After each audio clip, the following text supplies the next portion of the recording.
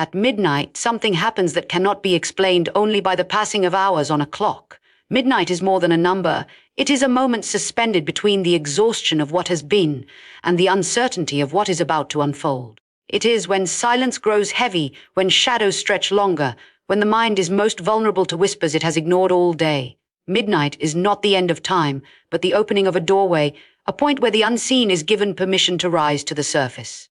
And that is why wars, whether within ourselves or among nations, often ignite when the world is asleep. For it is in darkness that hidden things refuse to remain hidden. Have you ever noticed that the greatest arguments, the sharpest conflicts, and the deepest regrets do not begin in the brightness of morning, but often in the hours when no one is watching? Midnight is the hour of truth. It is when the masks we wear during the day slip off, when the polished words no longer shield our real intentions, when our enemies, sometimes even the ones within us, can no longer hold back what they truly feel.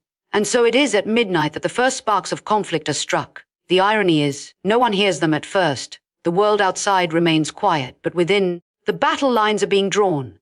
Think about the silence of midnight. It is not empty, it is loaded. It is filled with unsaid words, with restrained anger, with unspoken fears. What begins as a whisper in the heart becomes a roar by dawn. Midnight holds that fragile tipping point where peace and war balance on the edge of a knife. The stillness makes us believe nothing is happening. Yet it is in that stillness that tension finds its freedom. The most dangerous enemies do not declare themselves in broad daylight. They reveal themselves in the secret places, in the silent hours. That is why conflict does not simply begin with a clash, it begins with the brewing storm that midnight exposes. And why is midnight the chosen ground? Because human beings are less guarded then. In daylight, we are careful. We manage appearances, we restrain words, we keep our battles dressed in civility. But at midnight, fatigue lowers defenses, pride loosens its grip, and the darker parts of the soul feel emboldened to speak. Those who appear strong in the sunlight often tremble in the silence of night, and those who tremble in the light may find themselves emboldened by the shadows. Midnight equalizes everyone. It strips away illusions. What was hidden by the noise of the day now has no choice but to stand revealed. Enemies thrive in darkness not because the darkness gives them power, but because it gives them cover. And yet, there is a paradox here. The same cover that emboldens them also exposes them. A quarrel may be disguised in public, but at midnight, the true colors bleed through. That is when envy rises to challenge pride, when greed lashes out at arrogance, when betrayal pierces trust. Midnight does not create the war. It reveals that the war was already waiting, crouching just beneath the surface, waiting for the silence to give it a voice. This is why the beginning of any great destruction rarely comes with an announcement. It creeps in through whispers, suspicions, glances exchanged in the dark. It is like a seed planted in secret soil, watered by insecurity and fear, until at midnight it breaks through the ground. No one sees the roots beneath, but they are there, entangled and spreading, preparing to choke out everything in their path. By the time daylight comes, the conflict looks sudden, but the truth is it began in the hidden hours no one wanted to acknowledge. If you have ever stayed awake in those midnight hours, you know the power they carry. Thoughts that seemed manageable during the day grow heavier at night. Concerns that were whispers by afternoon become thunder by 2 o'clock in the morning. And this is the very reason why midnight is the stage upon which the first act of war is performed. It is not merely a war of armies or crowds, but a war of minds and spirits. Midnight exposes what we were too distracted to confront and forces enemies, whether internal or external, to show their hands. What begins at midnight cannot be dismissed. Once revealed, the hidden hostilities demand attention. The enemies that once smiled across tables by day now stand armed in the shadows by night. Midnight holds that fragile hour when we must decide, will we let these forces rise unchecked, or will we acknowledge them for what they are and prepare ourselves for what is coming? Because make no mistake, every war has its beginning, and it does not begin with the sound of weapons. It begins in the silence of midnight, where the first sparks of destruction are struck and the quiet betrayal of peace begins its march toward fire. And so when I speak of midnight, I am not speaking only of an hour on the clock. I am speaking of that moment in every life, in every society, in every battle, when the hidden is revealed, when truth can no longer be restrained, and when the war that was already brewing finally begins to breathe. Midnight is the place where the unseen becomes visible, where enemies can no longer hide, and where the first chapter of destruction writes itself before the dawn ever arrives. Because at midnight, the war begins. There is something both haunting and fascinating about the mirror. It does not create an image, it only reflects what is already there. And in the same way, when enemies rise against one another, they are not really fighting something foreign. They are confronting themselves in another form. The mirror effect is the cruelest battlefield because it forces adversaries to see their own flaws magnified in the face of the one they hate. Pride looks at pride. Envy stares down envy. Greed crashes against greed. And when two enemies who are mirrors of one another meet, there can be no lasting peace. For what they despise in each other is only the reflection of what they cannot bear to admit lives within themselves. This is why enemies often destroy one another without any outside force needing to intervene. The energy they spend is not in discovering each other's weaknesses, but in recognizing what is already familiar. They know where to strike because they share the same vulnerabilities. They know what words wound because they speak them to themselves in the silence of their own fears. The mirror does not lie, and the war that comes from it is not just a battle of power. It is a battle of self-loathing projected outward. Think of how two nations, two leaders, two individuals can appear so different on the surface, yet the closer you look, the more you see that their driving forces are the same. Both crave dominance. Both refuse humility. Both see compromise as weakness. And so the mirror stands between them, daring each to attack what they see. In truth, they are not destroying an enemy. They are dismantling a version of themselves. What one begins, the other completes, until they both collapse under the weight of their own mirrored flaws. This is the tragedy and the justice of the mirror effect. It feels as though it is an endless cycle of destruction. Yet in its cycle, there is a hidden law of balance. No one has to step in to end the battle consumes itself. Enemies become each other's executioners because neither can resist the temptation to expose the reflection standing before them. Each thrust of the sword is not only against another, but against the shadow of their own being. And so, piece by piece, their pride cuts down their pride, their hatred devours their hatred, until nothing remains but ruin. And it is here that we begin to see why the mirror war is both terrible and necessary. Terrible, because it unleashes a violence that feels inevitable once it begins. Necessary, because it reminds us that what is hidden in us cannot remain hidden forever. The mirror forces the truth into the open. If a man is consumed with envy, he will find another who envies him in return, and they will claw each other until both are broken. If arrogance drives a leader, that leader will find an arrogant rival waiting to meet him, and their collision will end not in triumph but in mutual downfall. The mirror demands a reckoning. But let us pause for a moment here. Have you ever noticed how difficult it is to admit when you see yourself in another person? It is easier to despise them, to accuse them, to declare them the enemy, than it is to acknowledge the reflection.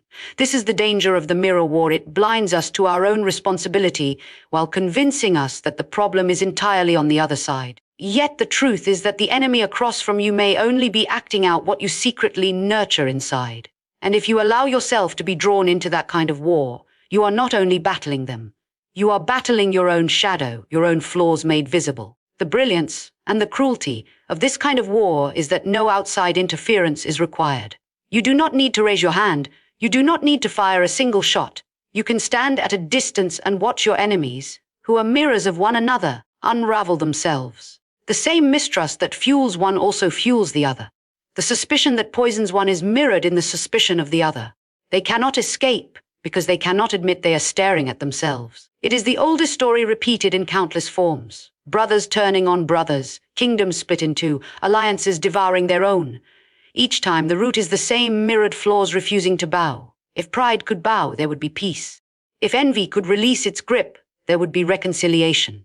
But when the mirror effect takes hold, neither side surrenders, because to surrender would mean admitting the truth about themselves. And so they fight on, blinded by reflection, until their destruction becomes unavoidable.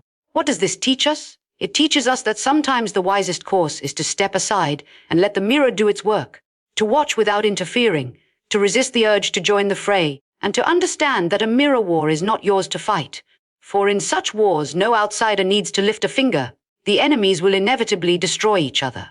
And that is the devastating beauty of the mirror effect. Enemies always fall by their own hand. Conflict never explodes all at once. It might look sudden from the outside, but the truth is that every war, whether personal or global, follows a rhythm. There is a progression, almost like the turning of seasons, and once it begins, it carries a life of its own. That is why we speak of 3 days, not because of the number on the calendar, but because conflict unfolds in stages. First the spark, then the escalation, and finally the collapse. These 3 days are not bound by hours, they are bound by inevitability. The first day is always about the spark. It is the moment when tension, long restrained, finally finds an outlet. A single word, a careless gesture, an act too sharp to ignore. It does not take much to ignite the fire. People often imagine war begins with weapons or armies, but the truth is far simpler. It begins with a spark that touches what was already dry and waiting to burn. Enemies who have carried suspicion, envy, or pride are like tinder left in the heat of summer. It only takes one spark, and suddenly everything that was hidden ignites into flame. And in that first day, no one truly understands what has been set in motion. Each side believes it can control the fire, that it can make one strike and then step back. But the spark, once released, refuses to be contained. It spreads faster than anyone anticipates. What begins as a disagreement turns into defiance. What begins as a blow turns into retaliation. And so the first day of the mirror war is deceptively small in appearance, but it is the most dangerous because it sets the course for everything that follows. Then comes the second day, the escalation. This is when the fire consumes beyond what anyone intended. Both sides are too entangled to retreat. The insult has been given, the blow has been struck, the trust has been broken, and now pride insists that nothing less than total victory will suffice. Escalation feeds on itself. Every strike requires a counterstrike. Every wound demands revenge. What might have been stopped early becomes impossible to control because neither side is willing to lose face. And it is during this second day that destruction multiplies. Collateral damage begins. People who had nothing to do with the original spark are now caught in the flames. Alliances are drawn in, resources drained, reputation scarred. The escalation has no concern for innocence, it only consumes. And the deeper it burns, the more convinced each side becomes that pressing forward is the only option. They cannot see that the very determination to win is the force guaranteeing mutual destruction. By the time the third day arrives, collapse is inevitable. No fire can burn forever. Pride, hatred, vengeance. They consume themselves. The third day is not about victory, it is about exhaustion. The enemies, once burning with energy, find themselves weakened by the very war they thought would bring them strength. Their weapons are dulled, their voices hoarse, their armies broken.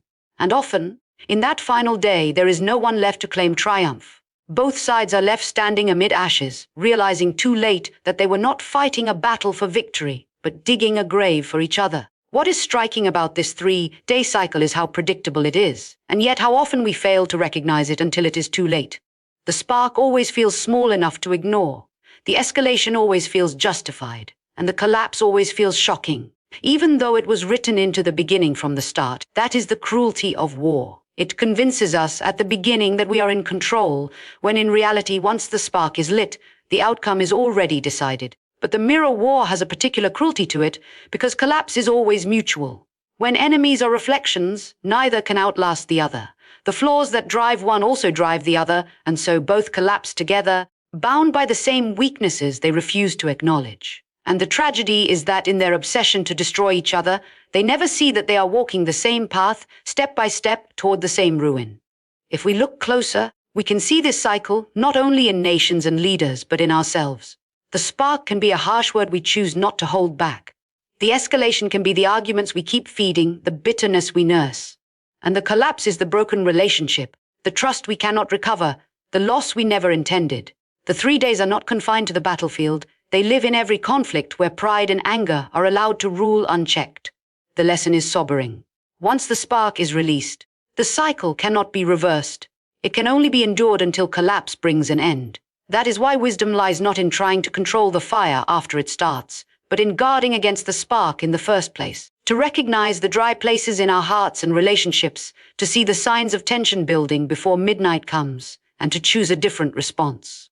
Because once the war begins, 3 days is all it takes to destroy what took years to build. And that is why every war ends the same way, collapsed in the ashes of its own fire. There's always a tension inside us when we witness conflict.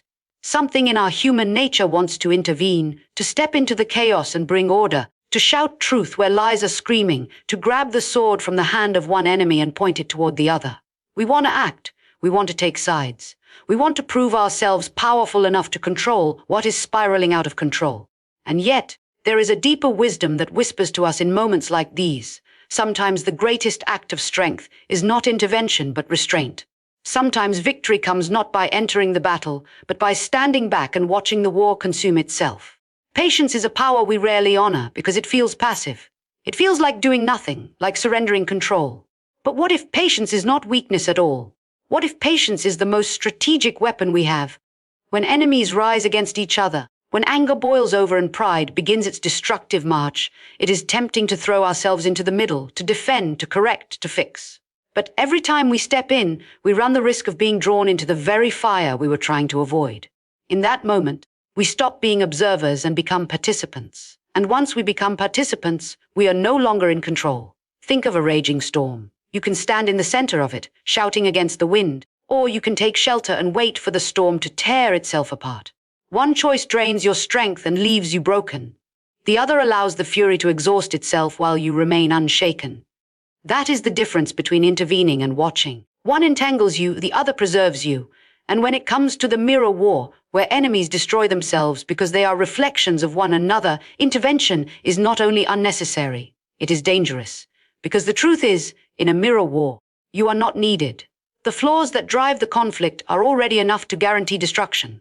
Pride is already the fuel. Envy is already the spark. Greed is already the weapon. What need is there to add yourself into the chaos? If you intervene, you are not stopping the war. You are simply giving the fire another log to consume. But if you step back, if you resist the urge to control the outcome, you will find that patience allows your enemies to do the work for you. They will undo themselves, and you will remain untouched. This is not easy, of course. To watch people clash, to see the storm unfold, and to stay silent takes more courage than swinging a sword. We feel responsible for fixing what is broken, for setting things right. But wisdom asks us to consider the cost. Every time we intervene, we risk carrying wounds that were never meant to be ours.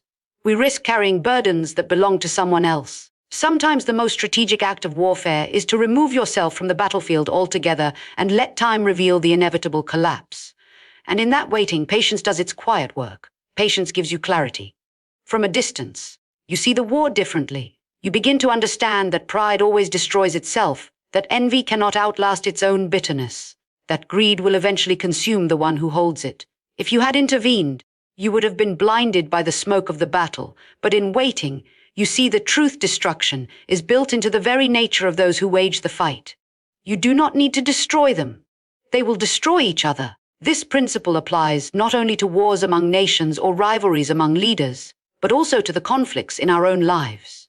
How often do we throw ourselves into arguments that would have ended without our interference? How often do we waste our strength defending ourselves against attacks that would have collapsed on their own if we had simply held our peace? There is a time to speak, yes, and there is a time to act.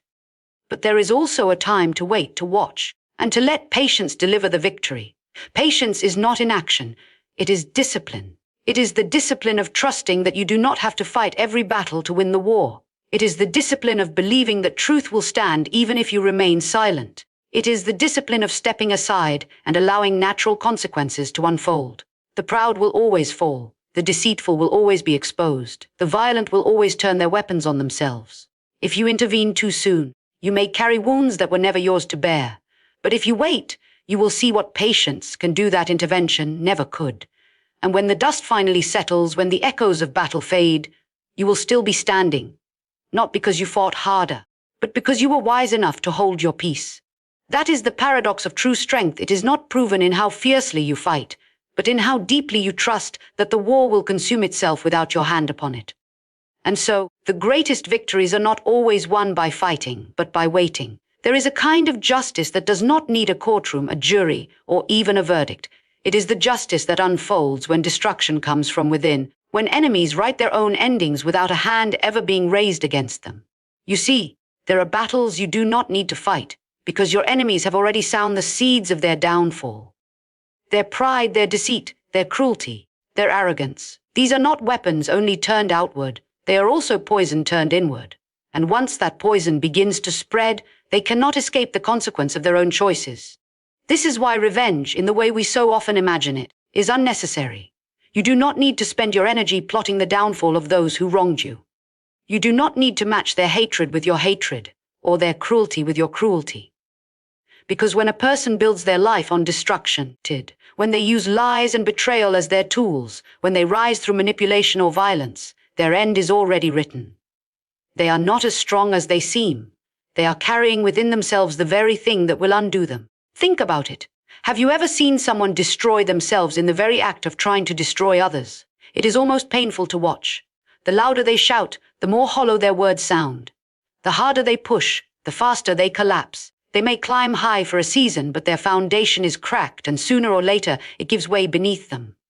That is not your doing, that is theirs. That is not your vengeance, that is justice written into the order of things. And this is what makes the mirror war so powerful, yet so sobering. When two enemies face each other, each carrying pride, envy, greed, or bitterness, they do not simply attack their opponent, they attack themselves. Every strike they make against the other also weakens their own standing. Every scheme they plot against the other circles back and traps them as well. It is a cycle they cannot break, because the flaw is not in their weapons, it is in their hearts. And the heart always reveals itself in the end. This is why you can release the need for revenge. You do not need to prove yourself by retaliating. You do not need to spend sleepless nights crafting ways to strike back.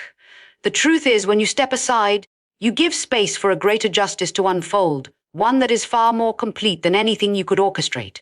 Because when enemies destroy themselves, there is no question of fairness, no debate about guilt. It is simply the natural outcome of their own choices. And here is where the lesson turns inward. If this is true of our enemies, then it is also true of us. If destruction carries its own seed within it, then we must ask ourselves, what are we carrying? Are we nurturing bitterness that will eventually poison us? Are we feeding pride that will one day cause us to fall? Are we clinging to envy that will eventually consume us from the inside out? The justice that allows enemies to destroy themselves is not a law that applies only to others. It is a mirror that demands we examine our own hearts. Because just as pride in them leads to collapse, pride in us will do the same. This is why it is so dangerous to celebrate too loudly when enemies fall. Their downfall should not make us arrogant, for if we do not learn from their ruin, we will repeat it ourselves. Their collapse is not just a victory for us, it is a warning for us. It is a reminder that no one escapes the truth. Whatever you sow, you will also reap. And if what you sow is destruction, destruction will return to you. But the comfort, the hope in this truth is that you are free. Free from needing to fight every battle. Free from wasting energy on revenge. Free from carrying the bitterness of those who wronged you. Because justice is already written into the fabric of life. You do not have to write the ending for your enemies. They are writing it themselves.